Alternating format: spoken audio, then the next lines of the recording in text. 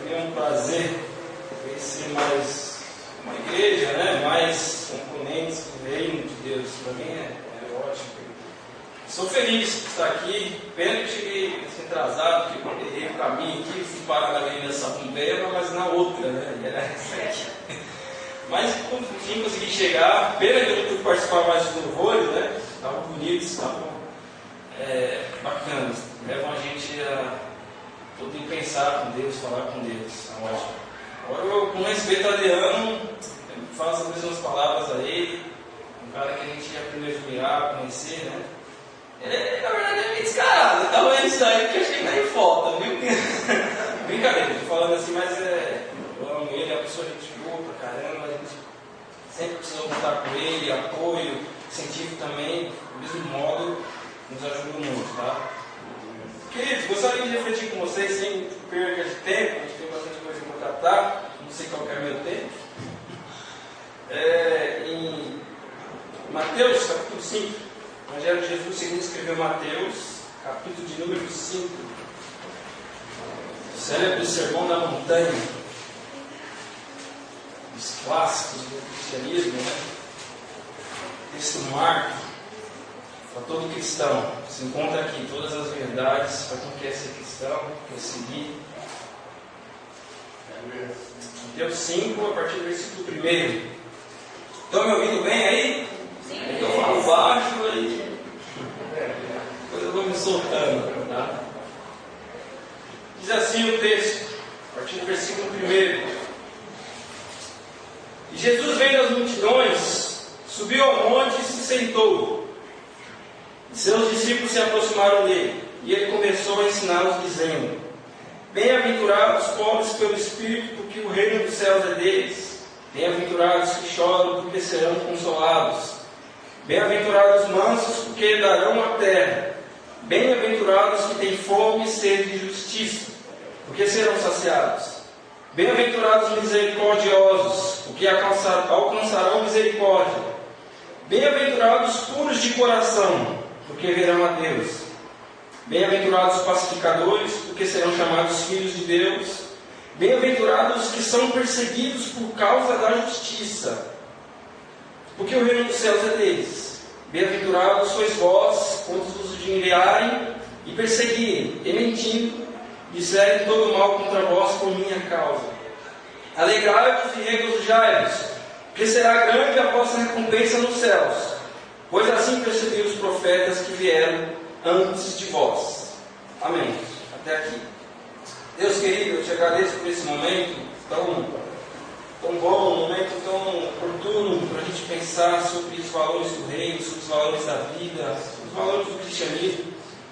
Eu te peço assim, que venha me conduzir, Pai, com o teu Espírito, para que possa levar essa palavra, que possa proferir essa mensagem que tenho colocado no teu coração, que sirva de libertação, que sirva de despertamento para as pessoas que aqui estão, a mensagem que seja pregada aqui não seja só palavras bonitas, mas mensagem, uma palavra que nos conforte, que nos instrua, nos ensine a andar num caminho que tu queres, Pai. Que a gente possa agradar o teu coração, ser feliz contigo. Essa mensagem, essa é a minha oração que eu te faço, em nome de Jesus. Amém.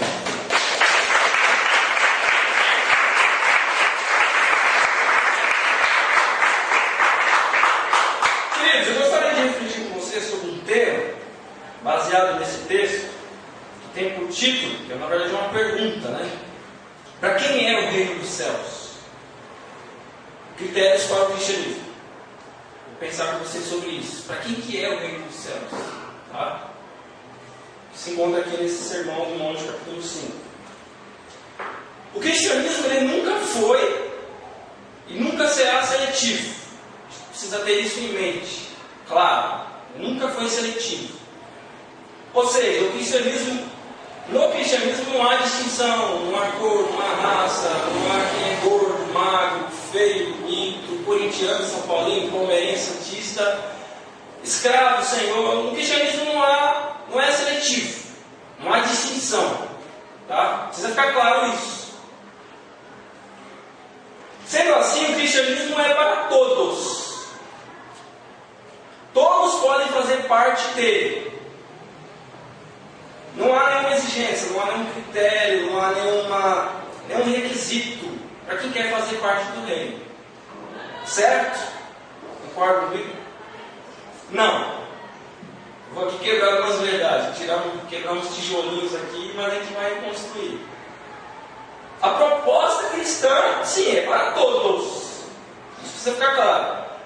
O problema é que nem todos podem fazer parte do reino. Por que nem todos podem fazer parte do reino? É isso que eu vou pensar algumas coisas aqui com vocês. Quando afirmamos, usamos a Bíblia para afirmar que o cristianismo é para todos, a gente precisa ter em mente quem são esses todos que a Bíblia se refere. Não que, como eu havia dito no início, não que a Bíblia seja seletiva, pois a proposta, repito de novo, é para todos. Se a proposta é para todos, então fica a pergunta, quem são esses todos que a Bíblia se refere? Quem são esses todos que podem fazer parte do reino? Quem são esses todos que podem fazer parte do cristianismo? Quem é que pode seguir Cristo? Bom, a resposta inicial seria: são para todos que querem.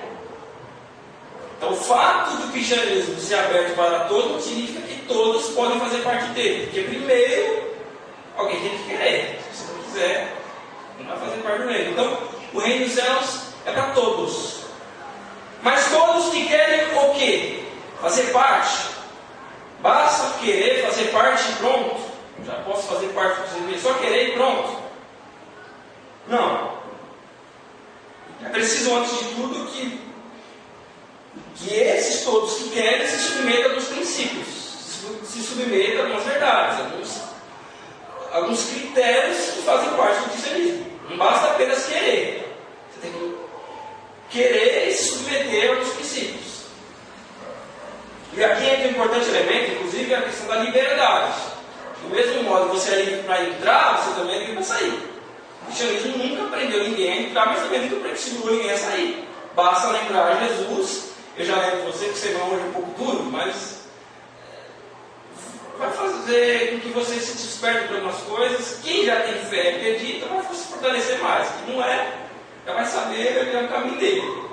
Porque Jesus, ele disse que o sermão de Jesus era muito duro, tanto que os discípulos diziam: se vocês quiserem sair, saiam. Ou seja, Jesus nunca prendeu ninguém a andar com ele. É livre para entrar, do mesmo modo que é livre para sair.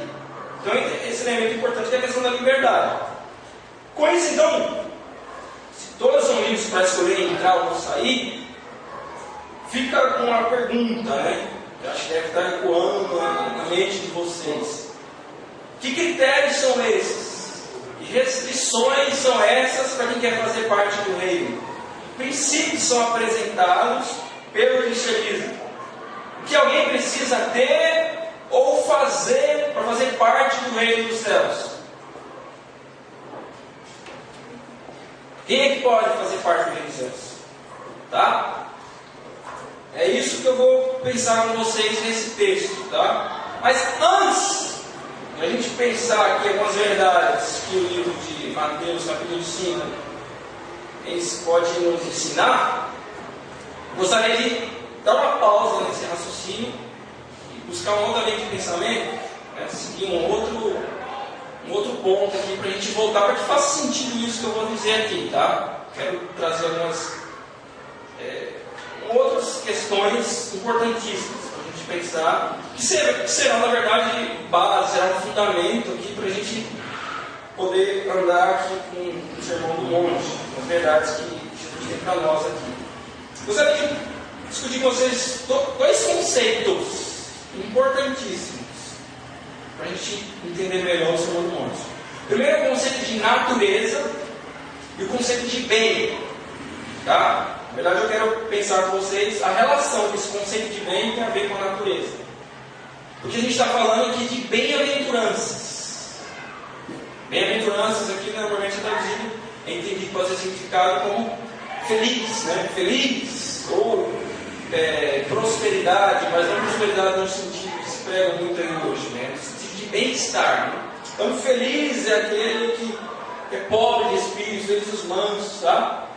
Então, vou tratar esse conceito de bem. O que é bem? Jesus está querendo dizer aqui como bem. Tá? Bom, então vamos lá. Primeiro o conceito de natureza. Importantíssimo. Depois o conceito de bem. Quando se fala em natureza, ou em coisas naturais, é preciso termos em mente pelo menos 4 indivíduos naturais. Vou classificar aqui a partir de um pensador, Tomás, aqui, um dos principais teólogos da Idade Média, importantíssimo, que contribuiu para a nossa teologia hoje. Ele vai classificar pelo menos 4 indivíduos, 4 coisas naturais. Primeiro, os indivíduos ou seres vegetais. Tá? Seres vegetais, ou seja, eles não têm alma, desculpa. Não tem alma, mas é um ser vivo. Ele vive, ele é existente, só que ele não tem alma. Só vegeta. Por isso que é um ser vegetal, ou um indivíduo natural vegetal. Essa é a primeira classe dos indivíduos naturais, vegetais. Segundo, coisas inanimadas. Ou seja, coisas que não têm alma. É existente, mas não tem alma. Por exemplo, uma pedra. Ela não precisa de outra substância anterior a ela para existir. Como, por exemplo, um cubo. Para ele criar um cubo, ele precisa de vidro, ele precisa de outra madeira. A pedra não precisa de nada disso, só precisa de alguém que crie ela. No caso, Deus, Criador. O mar, a terra e assim por diante. Terceiro, animal irracional. Que tem alma, porém não tem razão. É um ser vivo, um ser existente. E por último, que é o ápice da criação de Deus, o homem racional, que tem alma, é um ser vivo e tem razão. Tudo bem até aqui? Esses 4 elementos aqui, 4 indivíduos naturais. Não tem muito o que dizer sobre isso. Pois bem, como regra geral, quando se trata desses indivíduos reais que eu acabei de citar, os vegetais, as coisas animadas, os animais irracionais e os homem, que é um animal racional, Tomás de Aquino vai dizer que esses indivíduos reais são constituídos de inclinações e movimentos. Todos os indivíduos reais, todos os indivíduos naturais, têm inclinações e movimentos. Pelos movimentos, eu percebo que inclinações são essas. Aí fica a pergunta: inclinado a que estão esses indivíduos naturais? Para que eles são inclinados? Para o bem. Todas as coisas criadas por Deus, todos os indivíduos reais, são naturalmente inclinados para o bem. Aliás, aí vai nascer a máxima, para quem estudou filosofia já deve ter ouvido: existe algo pelo qual todas as coisas tendem, vai dizer Aristóteles. Que coisas são essas? O bem. Tudo que é criação de Deus, todas as coisas naturais, naturalmente têm uma inclinação para o bem. E mais, aqui vai diferenciar o ápice da criação de Deus. O homem, todos nós, o homem quando fala gênero, homem e mulher, todo o ser humano. Além de ter esses movimentos e essas inclinações, como os outros indivíduos naturais, ele ainda percebe. Ele pode perceber isso, diferente dos outros. Por quê? Ele tem razão. Então, aí você deve estar perguntando: tá, você está falando tudo isso, o que isso tem a ver comigo? O que isso tem a ver com o Sermão do Monte? O que isso tem a ver, com a gente? É que, em primeiro lugar, isso você tem que prestar atenção, porque se você não entender isso, pode ser que você se perca no meio da mensagem. É que o homem, que é o ápice da criação de Deus, essencialmente não é mau. E aqui vai mudar muita coisa, talvez na concepção que vocês tinham. O homem em si não é mau. Ou seja, o homem essencialmente ele não é mau. Mas é bom. Sua inclinação natural sempre será para o bem, nunca para o mal. Porquanto fora criado da mesma substância de Deus, ou seja, ele foi criado da mesma partícula de Deus. Lembram lá do texto? façamos o homem e a mulher, né? Não estou falando homem e mulher, a imagem de Deus. Querendo dizer o quê? Que o homem e o ápice da criação de Deus tem a mesma essência, uma partícula da essência de Deus. Aí você deve perguntar: se o homem não é mau, essencialmente não é mau, por que ele age de maldade? Por que ele rouba? Por que ele quer furtar? Por que ele quer destruir a vida do outro? Por que ele destrói a vida do outro? Por que ele mata? Se ele em si, essencialmente, não é mau? Acho que essa pergunta que deve estar na mente de vocês. Vou tentar responder isso para a gente conseguir dar mais passos aqui. Como havia dito, o homem, assim como os outros indivíduos, eles são naturais. Lembram disso que eu falei? Então, ele tem uma inclinação natural para o bem. Porém, se depararmos com... a gente vai se deparar com um possível impasse aqui, nisso que eu falei para vocês. Se o homem em si não é mau, porque não tem uma inclinação para o mal, mas sim para o bem, porque como a gente explica então essas maldades? Por que o homem faz maldades? Né? Vamos tentar aqui então resolver essa questão. Vocês lembram lá do texto de Gênesis, capítulo 2, lá versículo 5? Começa o capítulo 2 e vai falando da criação do homem e tal, e da queda do homem, né? O pecado. O problema é que aqui é que surge o mal. O que é o mal? A gente entendeu o que é bem, começar pelo que é o mal, já que o homem em si não é mal, né? Ele não tem essência mal. O mal é um erro acerca do bem verdadeiro. Mal, a gente chama de mal moral, o mal é essencial. O mal em essência não existe nesse sentido. O homem não é mal. O mal está no erro acerca do objetivo, acerca do bem supremo. O mal seria, na verdade, uma falsa inclinação que não é para o bem verdadeiro. Como assim? Não entendi. Está confuso. Vou explicar. São Tomás de Aquino, que é um dos principais teólogos também da Idade Média, vai dizer que o homem naturalmente ele tem um percurso natural que é dele, que é em direção a Deus. O homem naturalmente ele tem um percurso em direção a Deus. Quando o homem,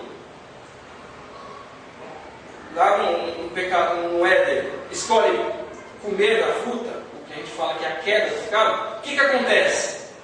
Ele vai mudar esse curso natural, esse sentido natural que era para Deus.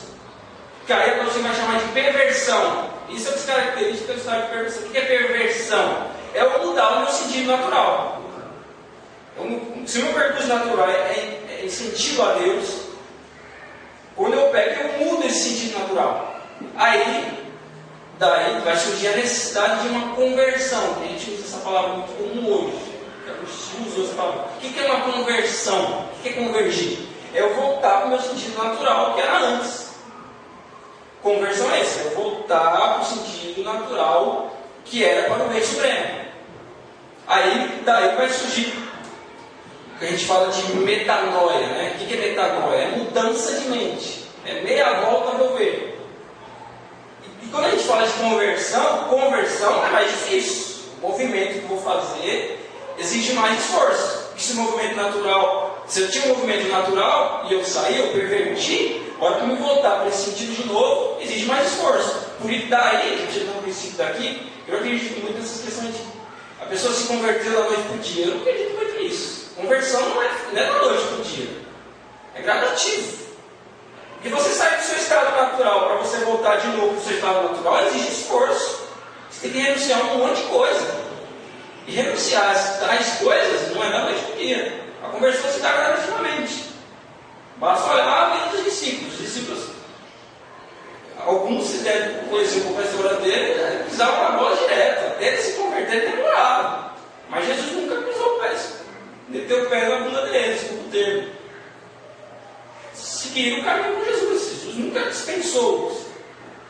A conversão aconteceu aos poucos. Então, conversão exige mais força. Exige negligenciar um monte de coisa para me voltar para o meu sentido natural, que é Deus. Então o que é mal? O mal é eu buscar um bem que é só para mim. É um bem que satisfaz somente a mim. É um bem que não é o bem verdadeiro, que não é o bem supremo, que não é o percurso natural que eu deveria seguir, que era Deus. Então, quando Adão e Eva comem da fruta, o problema não está em comer só a fruta, ou desobedecer a Deus. O problema não é esse. É que quando eles comem da fruta, significa e simboliza que eles não querem mais depender de Deus, não querem mais seguir o curso natural, querem viver uma vida independente, uma vida autônoma. Se o meu curso natural era esse, não quero mais esse. Vou andar sozinho sem depender de Deus. Aqui que é o problema, aqui que surge o mal. O mal surge porque eu não estou em busca do bem verdadeiro, estou em busca do meu bem, aquilo que é bom para mim só. Não estou em busca do bem comum, do bem supremo, estou em busca do bem que me satisfaz. Então, o mal surge aí. Pois está escrito lá em Gênesis capítulo número 2, versículo 5, porque Deus sabe que no dia em que comer desse fruto, vossos olhos se abrirão e sereis como Deus, ou em algumas traduções, deuses, discernindo, conhecendo o bem e o mal. A partir da hora que eu conheço o que é o bem e o que é o mal, eu já sei o que é o bem, eu vou buscar um bem que é para mim. Eu não vou mais em busca do bem supremo.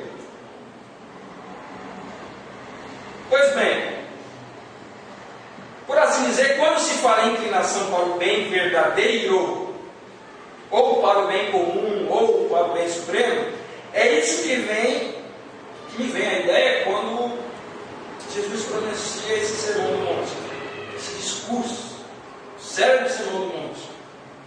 Pois o sermão do monte, para mim, eu vejo o sermão do monte não como uma mera autoajuda, que está falando de felicidade, né? Normalmente, nos livros de Augusto Cury, ele vai ensinar essas coisas, o sentido da vida, felicidade. Eu não vejo o sermão do monte somente como uma autoajuda, eu vejo mais do que isso. Pois Jesus não está trazendo uma mensagem buscando apenas um futuro bom, uma mensagem para depois. Ele está falando de coisas que têm a ver com o presente, com a nossa vida hoje. Tudo aqui nesse sermão do monte. Então, a mensagem posta aqui nas bem-aventuranças do sermão do monte, na verdade, é uma mensagem de boa notícia. Jesus está querendo trazer uma boa nova. Trata-se de um código ético, né? Um código de ética, uma nova aliança. Porque, se vocês se lembrarem, a antiga aliança que foi proferida por Moisés tinha mais maldição do que bênção. Se você ler o livro de Deuteronômio lá, tem bastante bênção, mas que mais tinha maldição. A gente se abre no texto de Mateus capítulo 5, Jesus está falando de bem-aventuranças.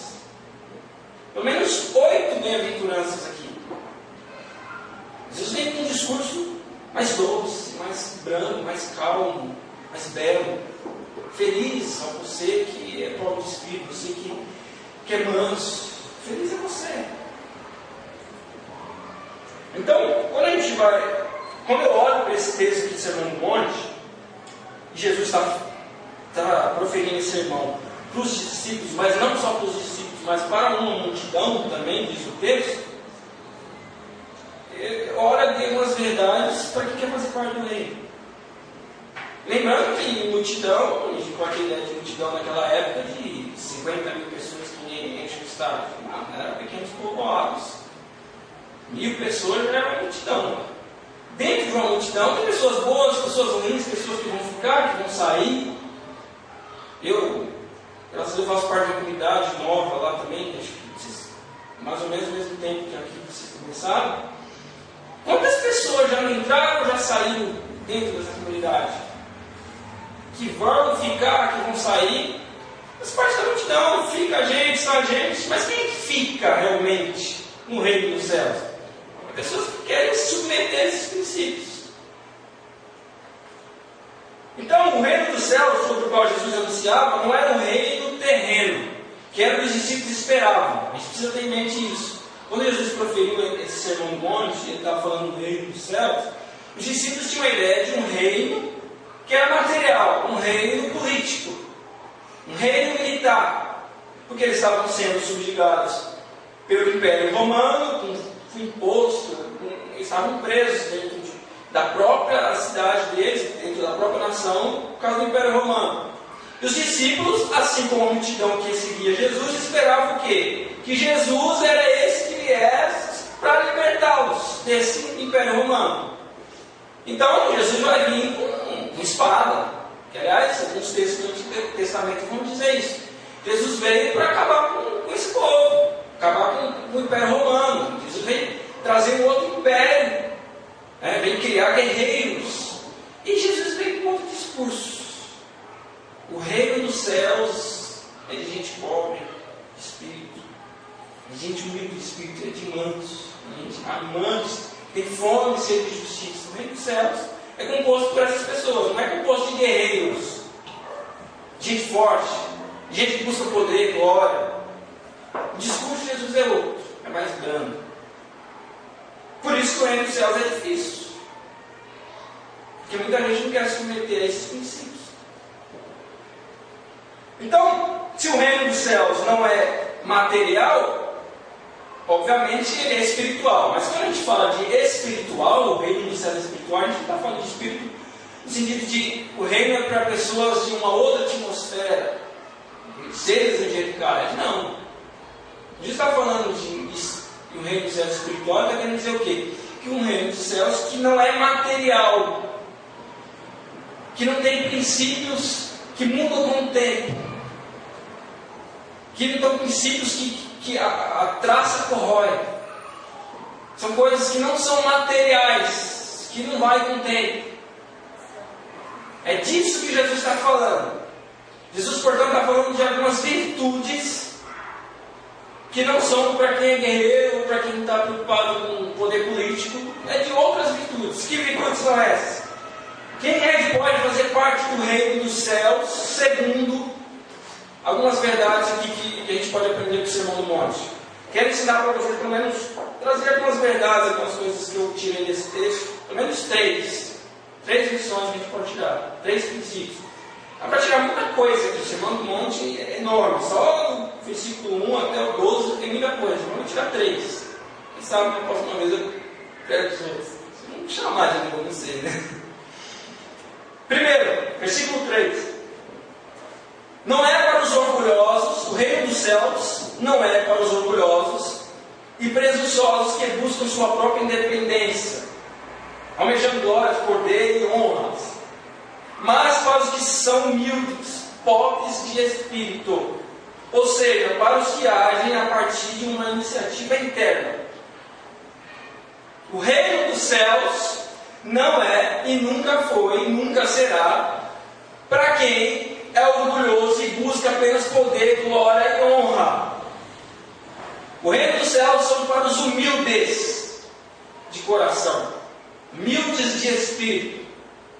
São para os que agem a partir de uma iniciativa interna. Esse é o primeiro princípio que a gente tem que ter em mente, e aliás Jesus coloca esse versículo propositalmente, não foi por acaso que Jesus colocou esses princípios em ordem. Primeiro, você precisa ser humilde. O que significa ser humilde? O que significa humildade?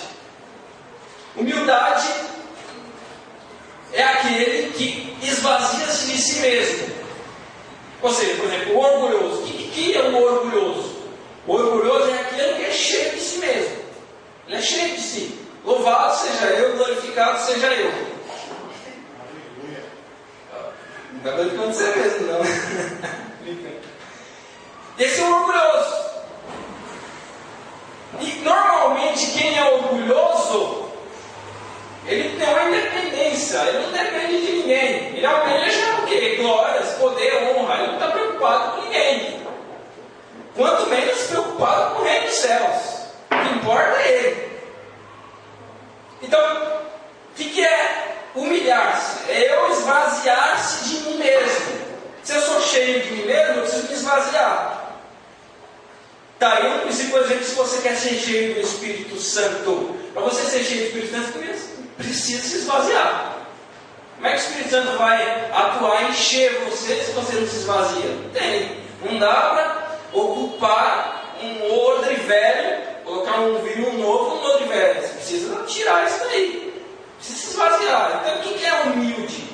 A humildade, que às vezes muita gente se engana, humildade tem a falsa humilde, né? Que é aquilo, eu não sou nada, não vim pra cá, não sou ninguém. Isso não é humilde. Porque a humildade, ela não se mostra, ela não se expressa externamente ou materialmente. Humildade é uma atitude que vem de dentro.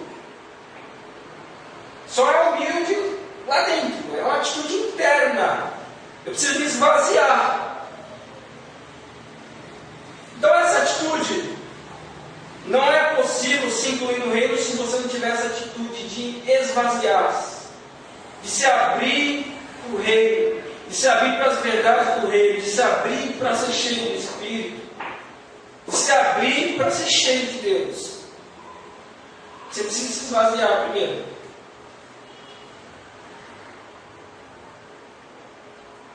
Então, o orgulhoso normalmente ele se exclui.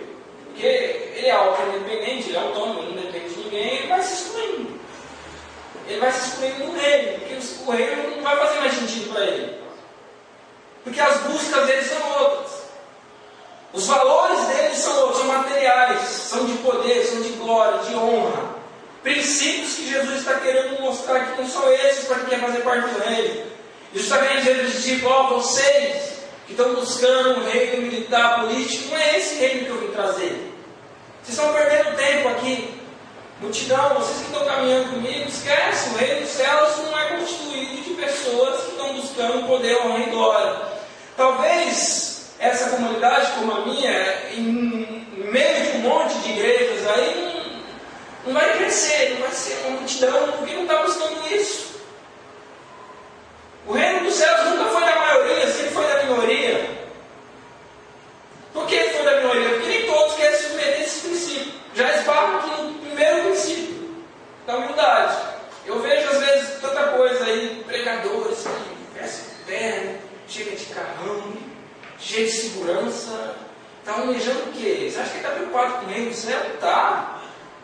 Está preocupado em preencher o vazio que ele tem, e vai enchendo mais, vai enchendo, vai enchendo.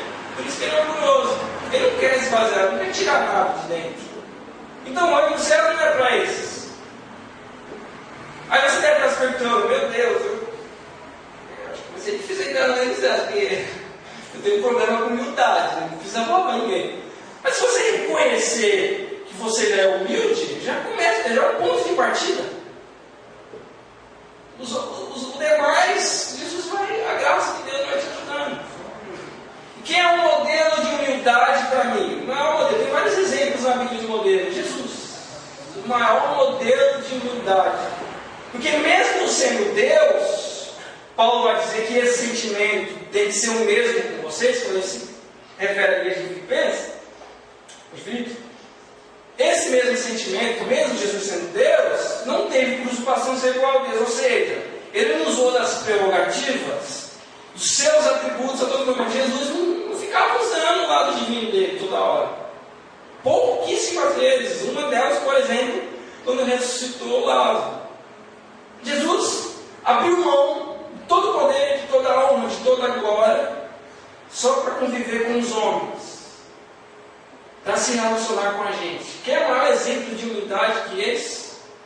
Você deixar seu estado de glória, de poder e honra para conviver com os homens, para sentir aquilo que nós sentimos, fraqueza, limitações, fome, cansaço, dor, tristeza, para conviver com a gente. Quer maior exemplo de humildade?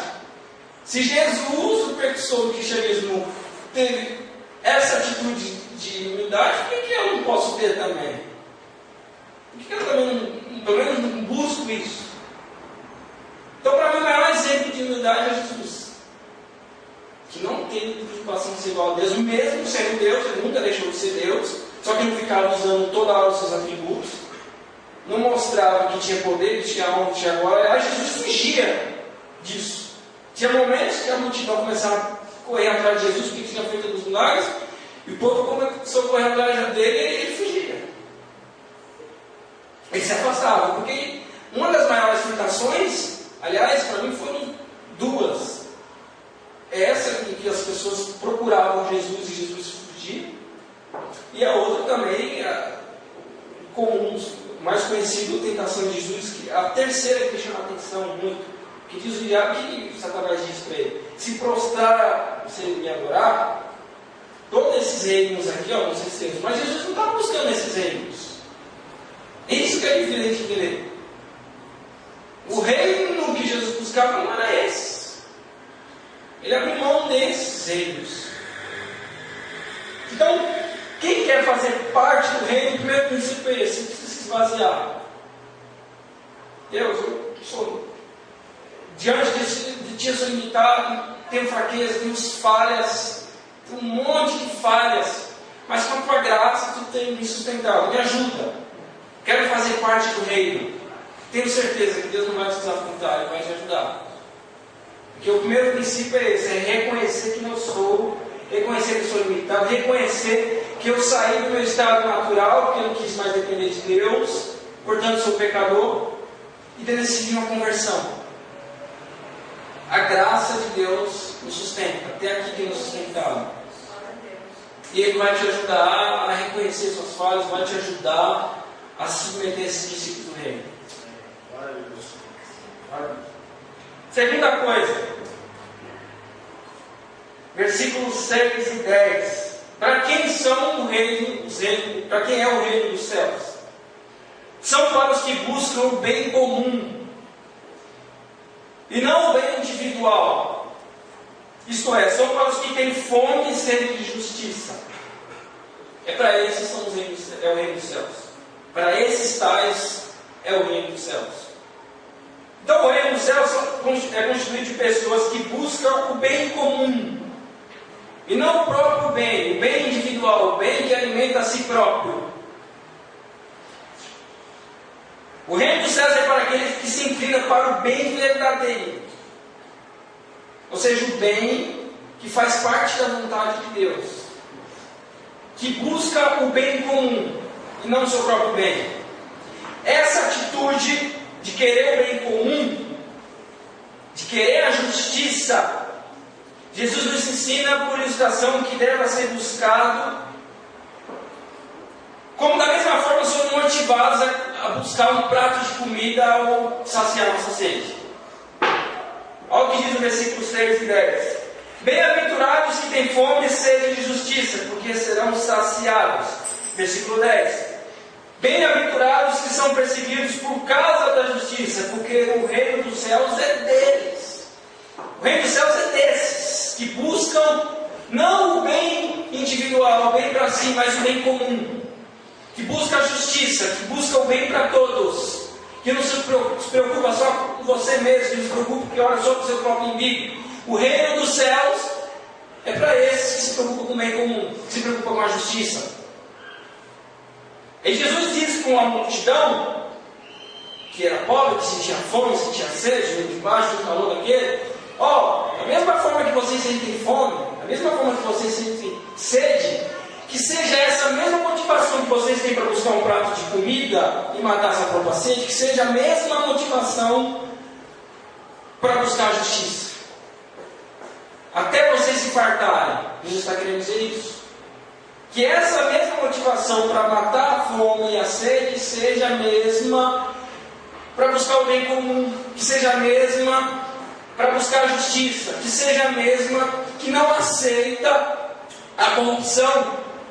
Essa mesma motivação tem que ser para vocês que não aceitam a desvio de verbas em escolas, de merendas, que não aceitam a corrupção política, que não aceitam a corrupção nas igrejas evangélicas, que seja essa mesma motivação que vocês têm para não aceitar isso. Para esses é o reino dos céus. Para quem não aceita a injustiça, que não aceita a desigualdade, o reino dos céus é para esses. Não é fácil o reino dos céus. Jesus nunca disse que era fácil. Ele disse que a porta era estreitinha, pequena. Do mesmo jeito que você pode entrar, você pode sair. Então o reino dos céus é para quem busca o bem comum, para quem busca a justiça, que não se preocupa só com o próprio bem. Eu gosto muito do estudo, a gente fala muito de democracia, né? O que é a democracia no Brasil? A democracia, como ela foi inventada lá na Grécia, ela se preocupava com o quê? Como é que a democracia surgiu? Surgiu com a busca de um bem comum. A cidade buscava o quê? O bem comum. Buscava aquilo que era bom para a própria cidade. E se ele fazia parte dessa comunidade, automaticamente ele se incluía nela e estava buscando bem para ele mesmo também. Então o reino dos céus é para quem busca a justiça. É para quem não se conforma com a injustiça humana. É para aquele que não se conforma com a dor do outro, por causa de uma desigualdade econômica. É com aquele que se incomoda com um amigo que trabalha na empresa com você e vê a injustiça do patrão com ele, você não faz nada. O reino dos céus é para quem se incomoda com isso e faz alguma coisa. Para esses caras é o reino dos céus. Terceira coisa que eu já observo essa mensagem. Versículo 10 e 12. O reino dos céus são para os que não têm a vida mais como preciosa, ou que está disposto a mais perder do que ganhar, contanto que promova o bem comum entre os homens, a justiça. É o meu, né? Vou tentar o câmbio. Vou apertar um botãozinho no câmbio. Aí ele para. Tá lá. Então o reino dos céus são para aqueles que não têm mais a vida como preciosa, contanto que ele consiga, contanto que ele esteja disposto a mais perder do que ganhar, contanto que ele consiga promover o bem, a justiça, o bem comum, que é a vontade do bem supremo, Deus. Sendo assim, queridos, o reino dos céus é para aqueles que se doam, para aqueles que se entregam, daqueles que estão dispostos a mais perder do que ganhar. Aliás, essa ideia de ganhar, que muitas igrejas evangélicas pregam por aí, é uma ideia luciferiana, de ganhar. Estou aqui para ganhar, nasci para perder, só quero ganhar. Mas o reino do céu não é para esses. Sinto muito dizer isso. É uma notícia que na verdade é uma boa notícia, é uma nova notícia. O reino do céu é para quem mais está disposto a perder. Porque quem mais se doa é o que mais normalmente perde. Quem não se doa, não faz nada, não perde nada, só quer ganhar. Então o reino dos céus é para eles que se perdem, é para aqueles que não têm mais a vida como preciosa, como a vida do próprio apóstolo Paulo. Eu não tenho mais a minha vida como preciosa, contanto que eu consiga pregar a mensagem do reino, que eu consiga pregar o bem comum, que eu consiga pregar a justiça, que eu consiga contribuir para o bem comum, que eu consiga contribuir para que haja uma igualdade entre os homens. É desses que é o reino dos céus. Então, o reino dos céus são para os que sentem a miséria do outro como se fosse a própria dor, como se fosse a própria miséria. Isso é misericórdia. Isto é, o reino dos céus não são para aqueles que dão de ombro com a dor do outro. Ele se incomoda com a dor do outro. Como fez Jesus quando se compareceu com a multidão. Jesus diz o texto que Jesus, quando via a multidão passando fome, sentia dor nas entranhas dele, ele se incomodava. Jesus dizia, não, Jesus, manda a multidão embora, mas não, ele se incomodava, Jesus, ao ponto que ele, não, traz eles aqui, vamos alimentar essa multidão, porque já tem dias que estão com a gente. O reino dos céus é para quem sente a dor do outro. O reino dos céus é para quem é indiferente com a dor do outro, quem não está nem aí com o reino dos céus. O reino dos céus é para quem se incomoda com gente. O reino dos céus, o mais importante é gente. Eu gosto de uma massa que um pastor lá da comunidade, João, não gosta de ser pastor, só tive referência, que ele diz assim, entre lei e gente, se a gente tiver que seguir um estatuto, gente, pessoa, eu escolho gente, pessoa. O reino dos céus são para eles, escolho pessoa com gente, não é com parede. Sendo assim, o reino dos céus são para aqueles que se comprometem por eles, que não é indiferente com o outro, com a dor do outro. São, em última análise, para os que se doam integralmente, não se doam pela metade. O reino dos céus são para isso. Lembrando que o reino dos céus é espiritual. Espiritual porque ele não tem valores materiais. que a traça corrompe, que se vão para o tempo. O reino dos céus são pessoas virtuosas nesse sentido, que se preocupam com essas questões espirituais, com a dor do outro. São para os que têm fome de ser justiça, são para os que são pobres de espírito, que têm uma atitude de humildade, de se esvaziar de si mesmo. O reino dos céus são para quem ama o outro, são para quem ama o bem comum, para quem se incomoda com a injustiça. E para isso o reino dos céus. Que aqui eu acredito que seja composto por pessoas assim. Pessoas que querem e buscam ser mais de Deus, se preencher de Deus. Pessoas que buscam esses princípios, esses valores do reino. Que não são fáceis. Não são fáceis. Jesus nunca disse que era fácil fazer parte do reino. Mas se você quer, você busca isso, quer fazer parte do reino, se entrega para Ele agora, diz: Deus, eu estou aqui, sou fraco, sou limitado, mas é a Tua graça que me sustenta, a Tua graça que me basta. É ela que me sustenta, ela que vai me ajudar a prosseguir esse caminho. Aí você deve me perguntar: então quando é que o reino do céu vai ser estabelecido? Que a promessa inicial era o presente, era um reino espiritual que ia durar. Que Jesus sempre disse: o reino dos céus já está em vós. O reino dos céus não é para depois, é para agora, é para o presente. O reino dos céus está com vocês. Por isso que o reino dos céus é espiritual, porque ele começa de uma atitude interna. Jesus quer reinar dentro do seu coração, não é fora, é dentro. Por isso que o livro do Apocalipse vai dizer que Deus está batendo a porta assim, ó. Eu quero ser aí dentro. O reino dos céus começa dentro da gente, não é fora. Não é atitudes lá fora. É uma atitude interna. Eu preciso me esvaziar, deixar que Deus seja dentro de mim. Ele está batendo o coração e está falando: ah, filho meu, abre o coração, eu quero entrar aí dentro. E esse coração duro, cheio de olha, conheça Ele, porque eu quero fazer parte de dentro, quero ser aí dentro. O reino dos céus não se limita a espaço geográfico, por isso que ele é espiritual, por isso que ele é imaterial. Ele não se limita à parede, à igreja, à placa de igreja. O reino dos céus é onde você estiver, porque o reino dos céus está dentro do seu coração.